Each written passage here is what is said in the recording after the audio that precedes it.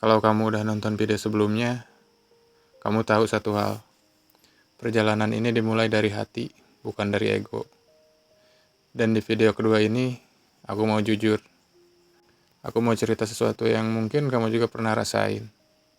Tapi kamu jarang berani ngomongin. Karena sebelum aku ngomong tentang hidup, tentang keseimbangan, tentang makna, aku harus ngomong dulu tentang kesalahanku sendiri. Dulu, aku hidup dengan mindset standar pabrik masyarakat modern. Bangun pagi, ngelamar kerja, ditolak, besoknya nyoba lagi, ditolak, besoknya lagi, masih ditolak. Pokoknya kalau jumlah lamaran kerja dihitung pakai statistik, grafiknya udah nembus batas toleransi standar deviation. Ratusan perusahaan, ratusan harapan, ratusan penolakan, dan satu orang yang tetap ngotot, yaitu aku.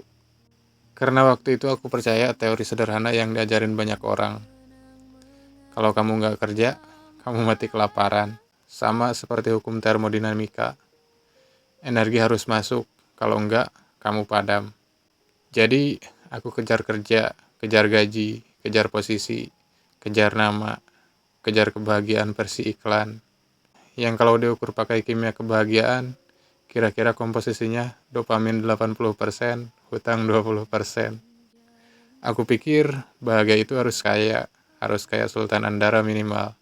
Harus punya mobil yang kalau direm, harga remnya aja setahun gaji gue. Aku kejar semua itu.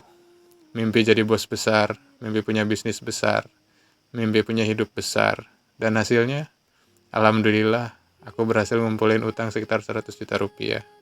Jumlah yang kalau dibikin grafik via chart, bagian utangnya gede. Bagian harta pribadi, cuma tulisan kecil yang isinya satu kata, yaitu tidak tersedia. Aku tinggal di rumah orang, nggak punya bisnis, nggak punya penghasilan, yang aku punya cuma keluarga, dan ego yang akhirnya meleleh sendiri. Lucunya, di titik itu aku belum langsung sadar, belum langsung dapat hadiah cinematic universe. Aku cuma duduk, diam, kayak partikel kuantum yang kehilangan kepastian posisinya. Aku meratapi hidup, dan untuk pertama kalinya aku mengakui, selama ini aku mengejar hal yang salah. Tapi ini bukan cerita sinetron, nggak ada cerita baper, nggak ada kamera zoom 3 kali. Yang ada cuma proses panjang, pelan, tapi pasti. Yang akhirnya narik aku ke pertanyaan paling dasar. Sebenarnya aku ini siapa? Aku ngapain selama ini? Yang aku kejar itu apa? Di fase itu, aku kayak orang yang tiba-tiba sadar. Selama ini lagi maraton di treadmill. Capek, tapi gak maju-maju. Aku mulai ngobrol sama banyak orang, ahli filsafat, ahli sains, ahli biologi, psikologi, fisika, agama. Pokoknya kalau dibikin seminar lengkap banget, tinggal namain stand bakso. Aku gali semua pertanyaan, yang paling masuk akal sampai yang paling absurd, yang ilmuwan teliti, yang filsuf resapi, yang alam semesta bisikin diam-diam. Dan yang paling mengejutkan adalah semuanya sederhana. Sederhana banget, sampai otakku yang paling ribet sendiri malu. Semua jawabannya ada di diri sendiri. Di cara aku mikir, di cara aku ngelihat hidup, di cara aku nerima kenyataan. Dari situ aku sadar, aku bukan apa-apa. Dan semakin aku belajar, semakin terbukti. Aku gak tahu apa-apa. Tapi bukan dengan rasa minder, bukan. Ini kayak hukum fisika. Makin besar ruang pengetahuanmu, makin luas pula tepi ketidaktahuan yang kamu lihat. Lalu aku mulai mutusin satu hal kecil, tapi berdampak besar. Aku mau hidup mengalir sesuai alurnya, bukan pasrah bodoh, tapi adaptasi kayak air. Dalam fisika, air itu jenius, dia selalu cari celah, nemuin jalannya sendiri.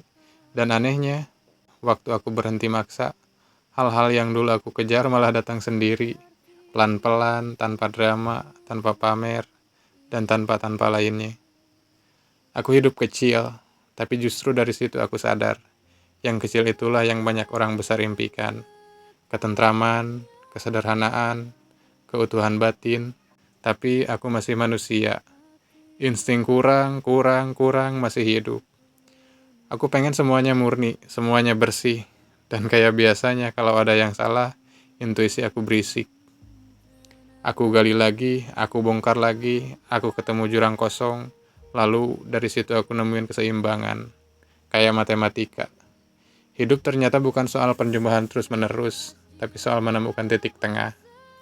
Dan mulai dari situ aku memutuskan hidup yang seimbang, belajar, berjalan, dan menerima bahwa kemampuan manusia terbatas, sangat terbatas. Aku udah pernah bikin banyak channel, bisa Ulin yang isinya traveling, Kursas yang isinya hiburan, Hinistik yang isinya musik. Tujuannya, jujur aja, monet, uang, duit, receh AdSense, hasilnya nggak dapet. Baru sekarang, Hanorisen, aku bikin bukan buat ngejar apa-apa, cuma buat nuangin apa yang ada di kepala. Barangkali berguna buat satu orang aja pun udah cukup. Aku pernah jadi guru honorer, pernah ngampas, pernah dagang cilok, pernah kerja pabrik, pernah kuli bangunan juga, pernah coba-coba berbagai usaha. Tapi kayaknya itu semua cuma bagian jalur hidup yang harus kulewati. Anehnya, meski kerja nggak tetap, usaha nggak jalan, pendapatan nggak pasti, aku gak pernah kelaparan. Karena aku percaya Tuhan itu ada, dan cukup itu nyata. Makanya kalau orang bilang aku berubah 180 derajat, aku cuma senyum. Karena yang terjadi bukan transformasi dramatis, tapi kebalikannya. Aku akhirnya sadar bahwa aku ini memang bukan apa-apa sejak awalnya. Hanya saja dulu aku gak pernah nerima itu. Dan sekarang aku belajar jalan sesuai alurnya, seadanya, selogisnya, sejujurnya, sesederhananya, sesungguhnya. Karena di ujung semua ilmu, fisika, biologi, matematika, filsafat, dan psikologi, ada satu kesimpulan universal. Ya, Hidup itu bukan untuk dimiliki, hidup itu untuk dijalani. Apa, Alisa? ini mainan